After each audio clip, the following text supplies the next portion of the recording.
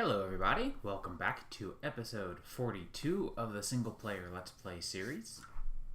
So today I would like to get started on everything that I promised last episode. So, in between episodes, as I mentioned, I built this new building. So we're out here kind of over in the general vicinity of, like, say, I don't know, the enchanting area, like a little arsenal. And here I've just made a new split for this new building that I've made. So I used some of the void stone just as decoration.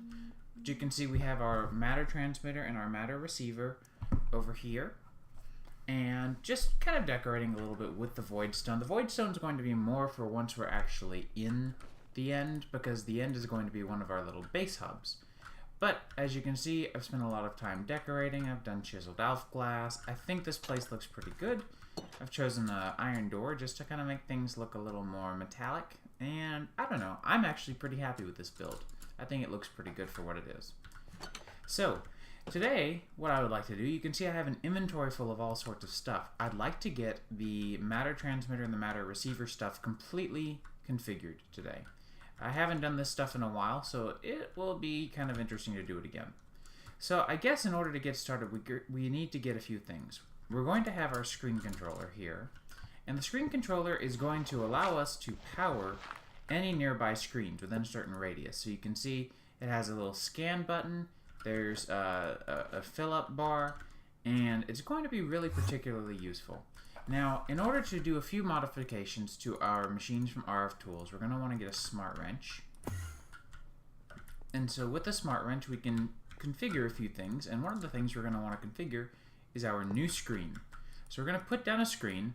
And the screens have cool modes, so if I right-click twice, you can see I'm still showing a screen here, but it's completely invisible. You can do, basically this is a 1x1 that is opaque, and a 1x1 that is transparent, a 2x2 that is opaque, a 2x2 that is transparent, and a 3x3 that is opaque and then transparent. Very useful stuff. So now if I come down here to our screen controller and hit scan, it's going to find it, and you're going to see our screen is going to turn on. We can do a few things with this. First thing that I want to do is, let me fill in that hole again, and we want to come over here to our matter transmitter with a machine information module and shift right click it. Now our screen is going to start monitoring this guy right here. So this matter transmitter is going to be called, I don't know, we'll just call it main village transmitter. Perfect. And then we have already named this guy, the matter receiver, main village. So we have three simple dialers in our inventory already. And what these do is you start by shift right clicking the transmitter you want these to be linked to. All of these have been set to this transmitter, which is perfect. So at this point we're going to want to use our charged porter to go to our other dialers, or our other receivers, because we want our receivers to have different settings. So of course the first one we're going to have, because we're going to have essentially 3 destinations that we can choose, or 2 destinations really. I've got 3 set up here, but we're only going to need 2 to start with because we've only got 2 external destinations. So the first one is the end that we already have set up here. If I shift right click it, you're going to see that now the transmitter in the overworld has been set to receiver number 3. And if I do the same for the nether fortress, we'll grab another one of these, and then we can just head back to the main village again, and we have our 3 that we wanted. So at this point, with our buttons that we have here, I've already gotten together 3 redstone receivers and 3 redstone transmitters. Like I said, there's a lot of this stuff that I'm just kind of planning ahead because I'm sure someday we'll have a 3rd dimension. We can go ahead and very quickly just dig out a little area down here, because this is a very simple setup. You're going to be very surprised by how easy this is to do. So we'll have our 3 redstone receivers. We're going to have 3, 4, and 5. And we will go ahead and hook them up to, let's see, receiver 3 is the end, receiver 5 is the nether. I'm going to say that 3 here should be to the nether. Oops. Don't worry, whenever you break these, they will retain their settings. There we go. So this is going to be set to receiver 5.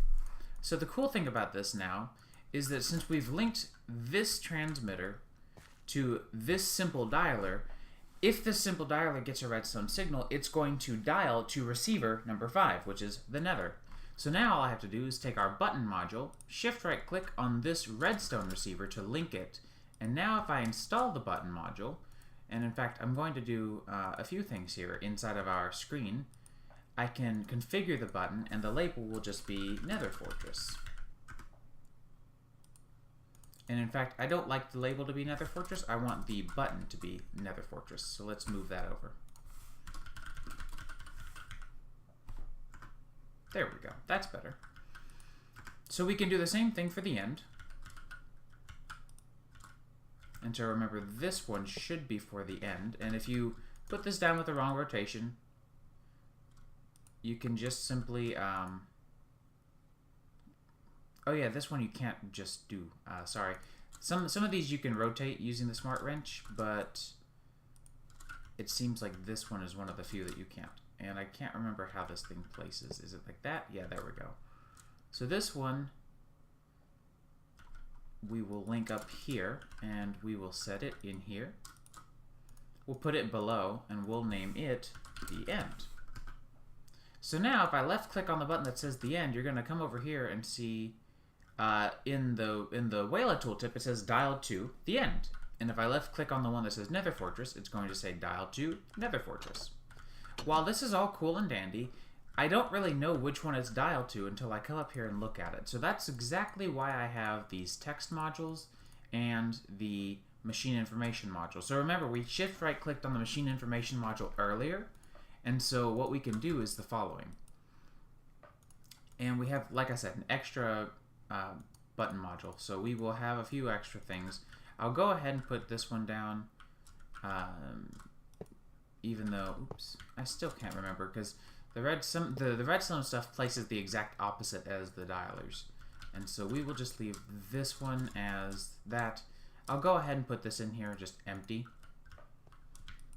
And so what we can do is the following. We can actually just do a very simple currently dialed label. And then on our machine information module, we can tell it, if you put just a little space in here, you'll see it kind of sort of centers this. It's not the best, but it works. And you can change it to display the dimension number that the transmitter is dialed to, the coordinate the transmitter is dialed to, or just the name of the destination. I guess I'm not going to center it. I was going to try, but I don't really think that's a very good idea. And so now we can dial Nether Fortress or the end, and it's going to update the button and our screen properly. So this is a very simple setup. This is exactly what I was wanting to do this entire time, to be honest. And, you know, it's one of those things that's going to be really, really neat and useful later down the road. Now, the downside, though, is that once we get to some of these places, we have no way of getting back. So I have started, I thought I already made one of these. Maybe I put it away?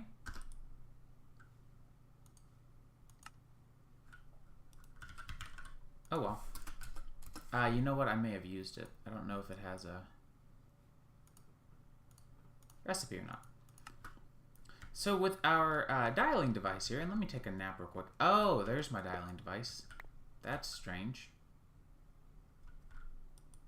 Oh, you know what? I know why I put it up there. I put it up there to charge up the power, and I completely forgot about it because there's a conduit line here. That was... I feel really dumb now. Whoops. So with our dialing device and our matter transmitters, what we can do is we can go to our various locations and kind of change them up a little bit. So I'm going to bring some conduit with me because I only have a few locations that I need to go to. So 6 conduits should be enough. And we're going to essentially just kind of relocate these a little bit. The nice thing about the different setups here is that if you are very just like, I don't know, standard with a lot of your stuff, you can, and I don't know why I broke these. If you do things in kind of a standard way, then you can very easily set up, let's see, our matter receiver here, the end, ID 3, and our matter transmitter is going to want to know where to go. So we can tell our matter transmitter, end transmitter to go to main village. And as soon as we hit dial, we can break our dialing device. No longer do we need that. And now we have a way to get back to the village very quickly. See? Quite simple. And now if we dial up Nether Fortress, boom, look where we are. So I'm going to go ahead and set this one up the same exact way. And let me see.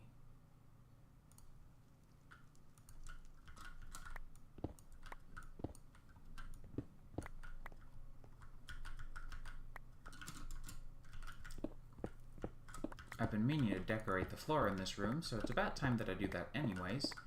Because I think this base specifically is about as done as I'm going to call it. I don't really feel like decorating in the nether too much. The end I do want to decorate because it's very barren and flat. But so we'll call this one Nether Transmitter. And let's take a look at our decorational blocks. Why don't we do fitted? It's just like a simple stone brick style.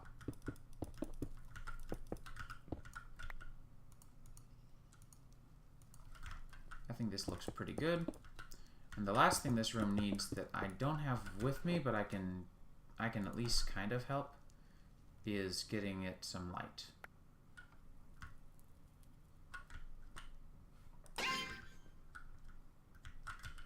And so now if we do the same thing, dialing device to the nether transmitter, go to main village, dial. Very simply made ourselves sort of a back and forth system. It's pretty cool. So now we have an easy way of getting everywhere. Now don't forget that these guys can be configured, so if you don't like that, you can always change this.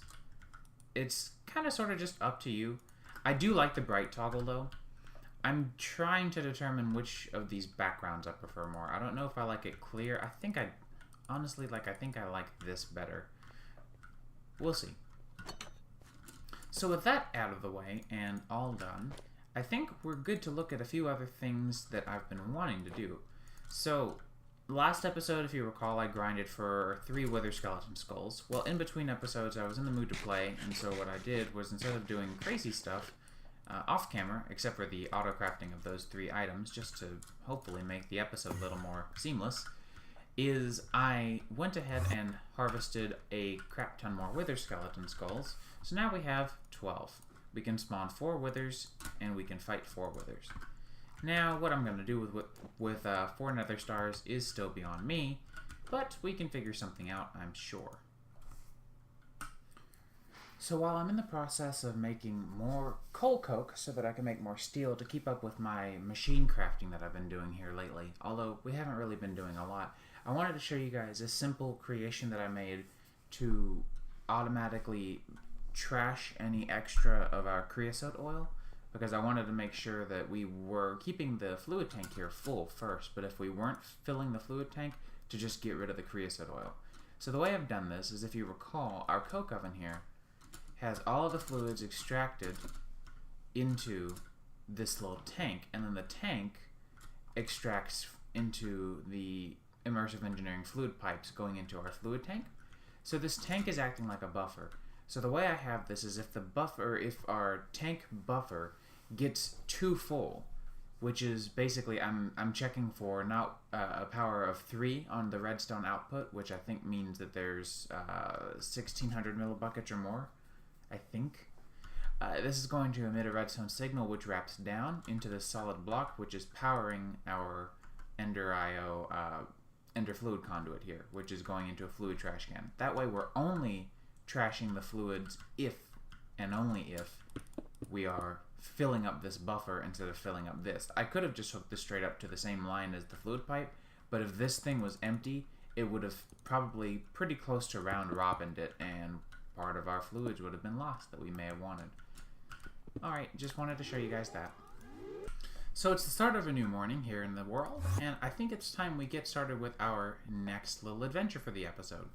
So I've mentioned this in the past, and it's about time that I do it. I know we have all the wither skeleton skulls, but I'd like to make it easier to get more of them.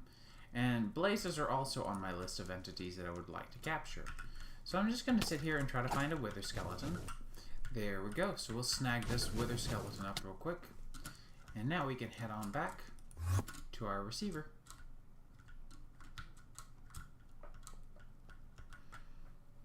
I do like this teleportation system quite a lot.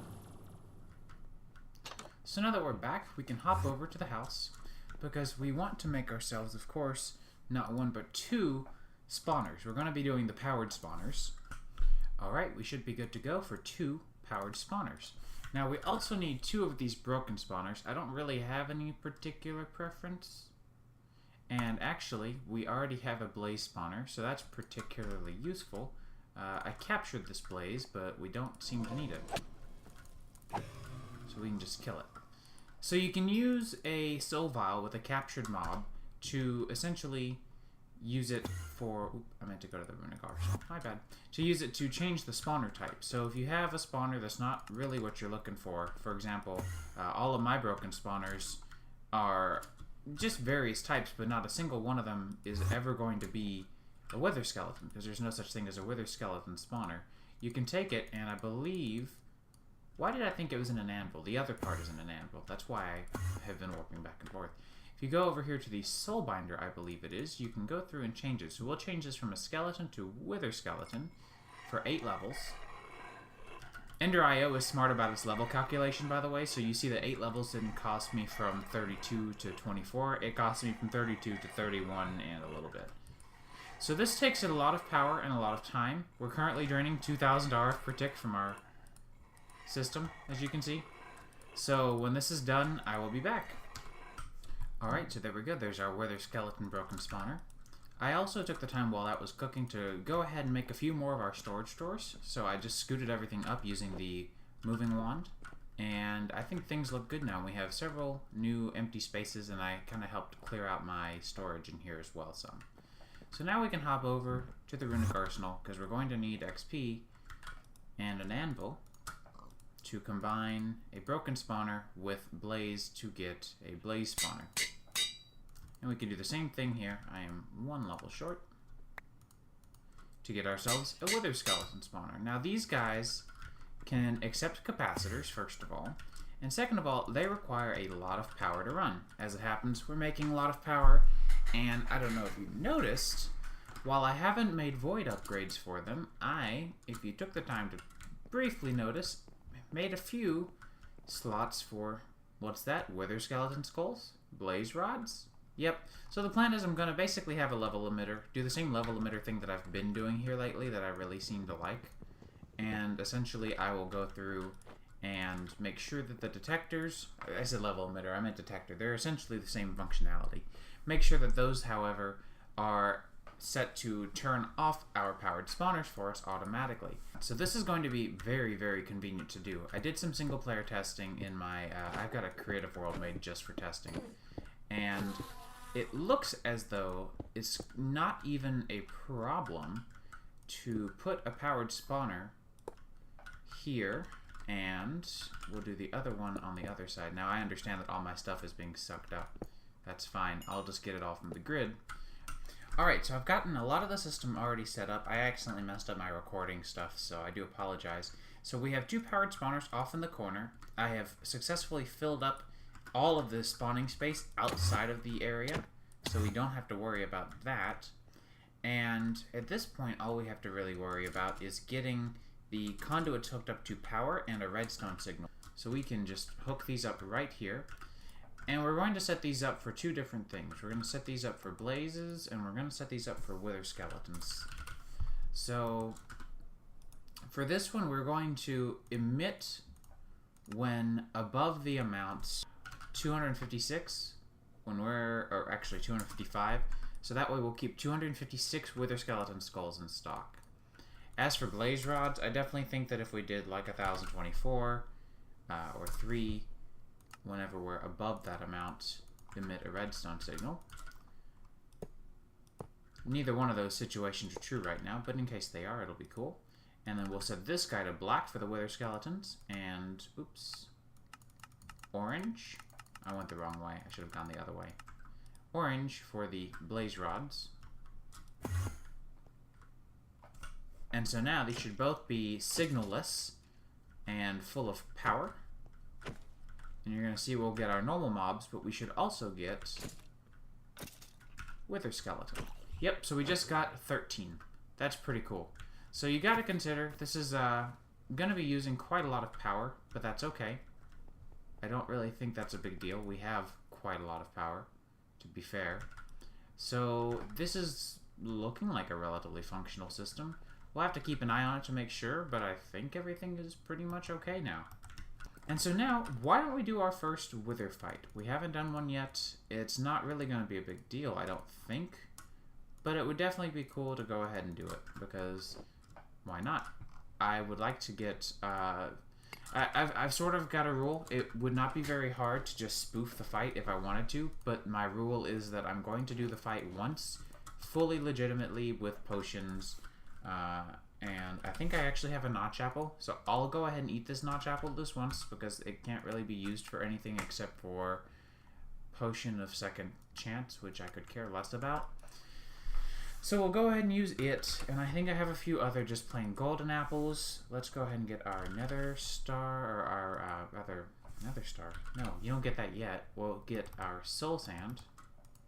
I wonder why these two soul vials are different. Weird. And we will get our wither skeleton skulls. So sure, how about right here? We're at about Y level 28, so hopefully we won't run into too much lava. And we'll go ahead and spawn our first wither.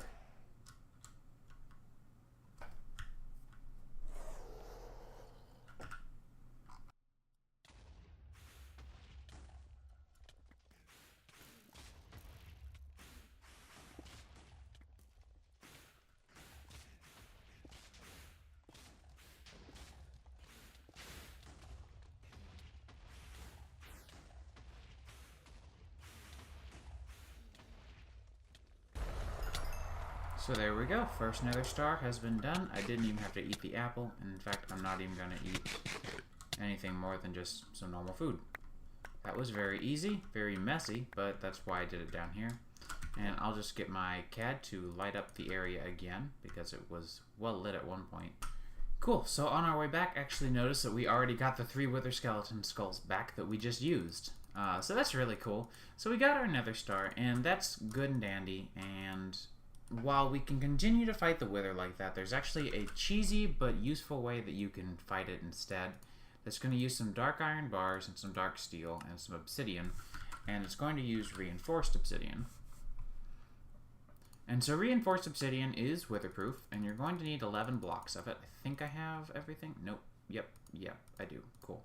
You're going to need 11 blocks of it. Now, I don't really know where I want to put this. This is kind of one of those things where it's like, it usually works. In fact, I've never had it not work, but it's still a frightening concept that you're spawning this all-destructive entity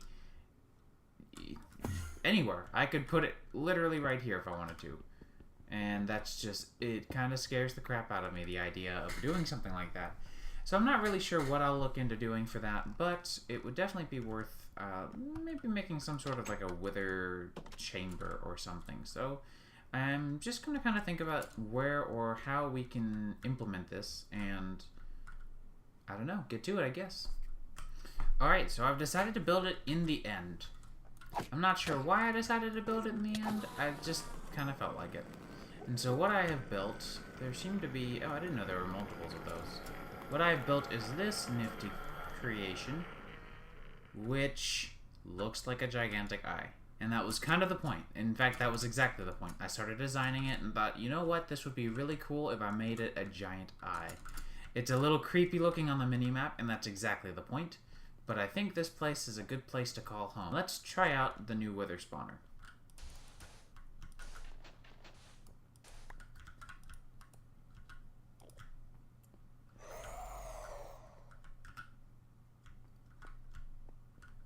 So this should work.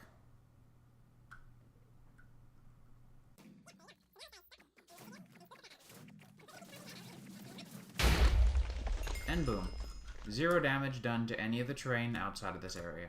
So I'm going to go ahead and repeat the process a few more times, because what I want to make is the Chiseler's Delight chisel that I added There we go. 5 nether stars later, and we are good to go. So let's hop back over to the overworld. The Chiseler's Delight. The same one that we talked about before. And there we go. Now we will never have to worry about making a chisel again. Cool stuff, isn't it? So at this point, I'm actually looking into doing some cool stuff in the end. As you've seen, I've started building a few things for a Gaia Guardian.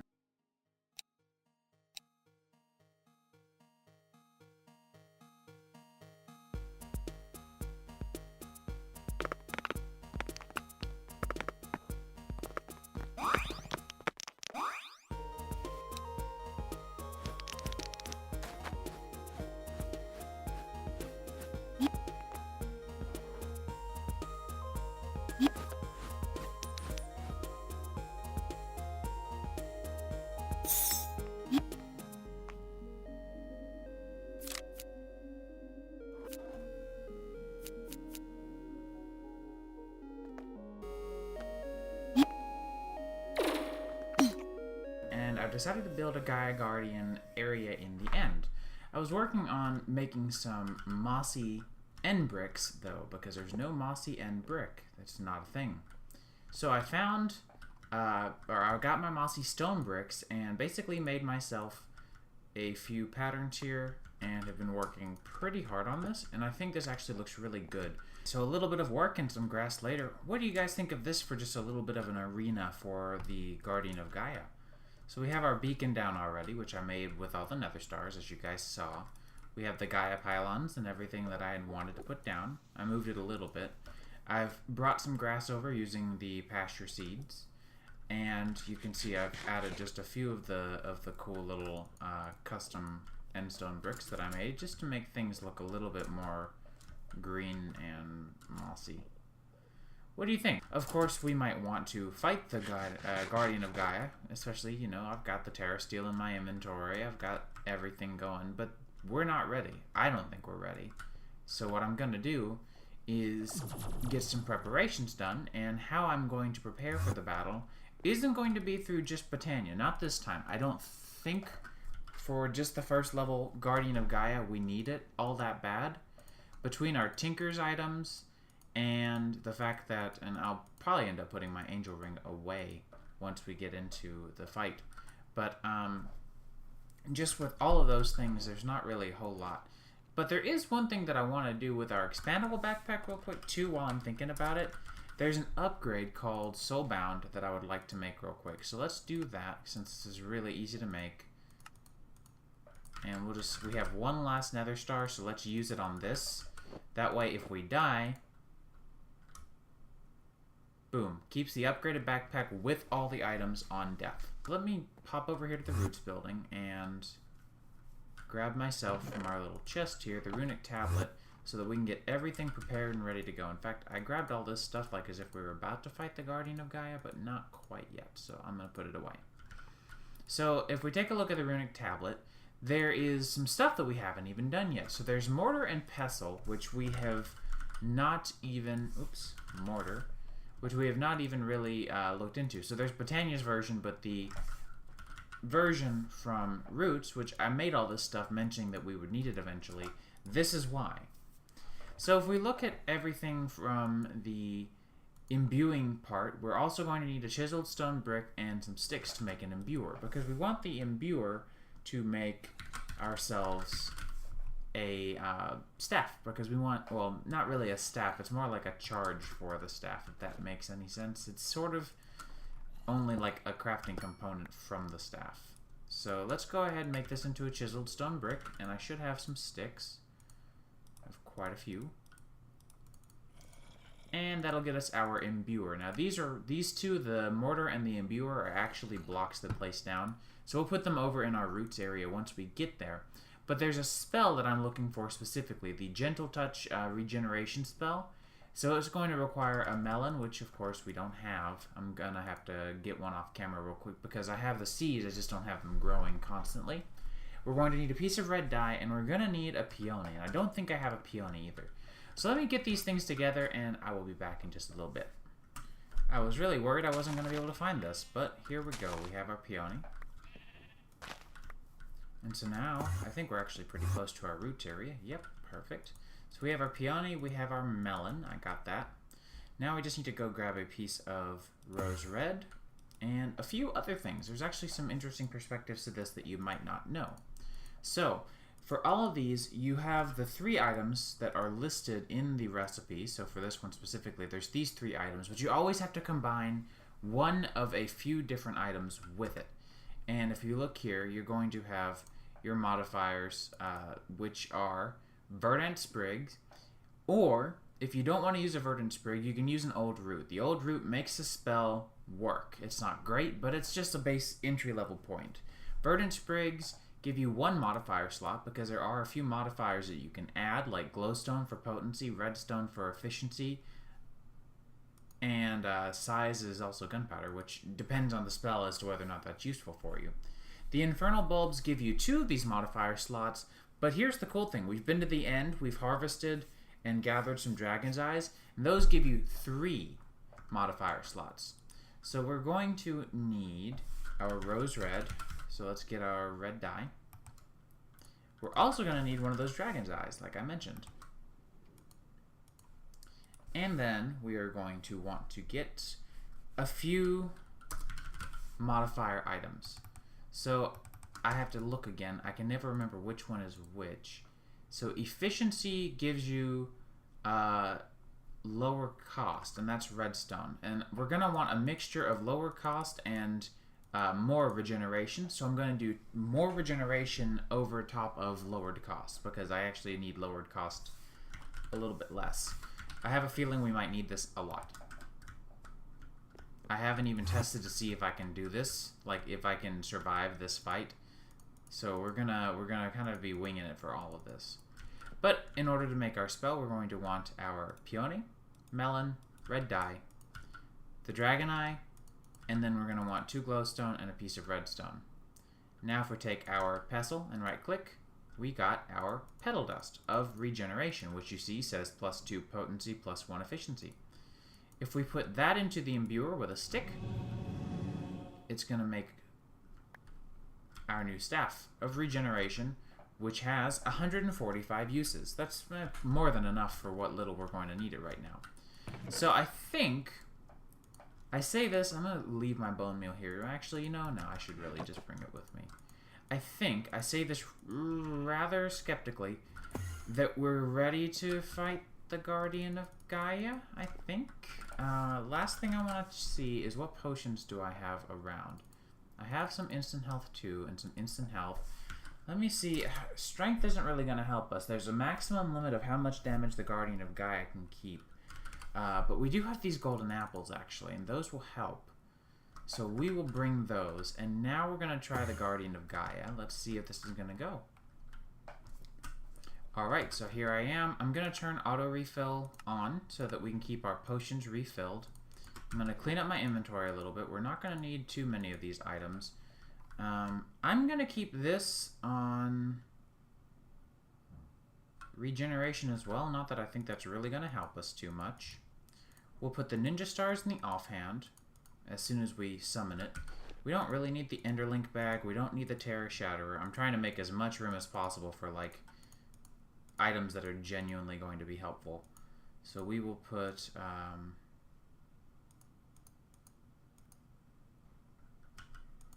in fact, let's do that. There we go. And I think we should be good. The last thing I'm going to do real quick is, let's see, jukebox note blocks. I think this will be the one, and if not, then we'll have to play with it. But, yeah, here goes nothing. Yep, that was the one. Good. So we'll go ahead and eat the golden apple just for fun. And I'm hoping that thanks to the fact that we have ninja stars, the ninja stars are actually going to hopefully help us out a lot. I think. Because this is going to give us really fast range damage. And we won't have to really worry too much about waiting for anything. I think this will be okay. Now the reason I took the angel ring out of my inventory was because there's no point in having it. You can't fly during this battle if you didn't know. And another thing to note is these weird little purpley areas you do not want to walk inside of. If you walk inside of them, you're going to find yourself in great big trouble. I actually seem to be doing really well in this fight right now. I'm not quite sure how. I don't normally do this fight very well, but normally this fight takes me a few tries before I get even one Gaia Guardian down. And so I'm pretty pleased so far that we're doing so well. Normally this part of the fight would be particularly helpful to have, there's a specific rod from Britannia, and I don't remember which one it is, that is really good at taking down a plethora of mobs, but it really doesn't particularly matter. We haven't really used much of anything that I made for this fight, and I'm slightly disappointed, but also particularly pleased. And so now the fight is back on, now that that spawning sequence is over with, but the Guardian of Gaia is also going to start teleporting a lot faster. It's going to be a lot harder to keep up with where it's at. So I'm just going to start spamming my my right click even more, because I have no idea. Alright, so it seems like now we're getting into some of that withered problem, but, oh, well, it's done. Where am I? What? Found him! Okay, sorry, that really freaked me out. 6 Gaia Spirits. There we go. So with the 6 Gaia Spirits, there's a few things that we can do, and really they're I don't know, there's a variety of really cool things and a variety of just kind of whatever things. I will admit, that fight was a lot easier than I thought it was going to be. So why don't we get everything kind of put back together, because we have my stuff all over the place. And then there's a few things that I really wanted to craft with the Guardian of Gaia Spirits. Alright, so the first thing that I want to go ahead and craft real quick while I've got everything is the Crimson Pendant. Boom. And so the Crimson Pendant, if I recall correctly, is kind of meant to be more of like an upgraded tier from the Pyroclast Pendant, and so now we get immunity from lava damage and fire damage. Pretty useful, pretty cool. And the other thing that I want to make is a Flugel Tiara, because, quite frankly, it's not really going too well as far as the whole grid power glitchy fixie thing. I've kind of fixed it for now. Like, you can see it's finally showing the right numbers, sort of. I'm still using 10 grid power, and I'm not particularly certain how. It might just be the wireless charger thing, but regardless, I'd love to be able to save a spot in my hotbar. I have a lot of stuff going on pretty much all the time, so it would be nice to be able to, like, not have to worry about that anymore. So we need Ender Air. And I don't know how I got so many Enders, by the way. I'm probably just going to throw them away. This is the only one that matters to me. I don't know if they became, like, loot that I just got a lot of, or what. I'm not even sure, to be honest. So we can go ahead and look into making the tiara. I feel like I'm forgetting a recipe item, but I don't think I am. So it's 4 Gaia Spirits. And isn't it like this? Yeah, there we go. So this gives us a, you can modify it to have or not have wings if you want. I don't know if I'm going to do wings or not. And then this goes on my head. And so now, this is why, it's a more balanced flight as well. It's worth noting.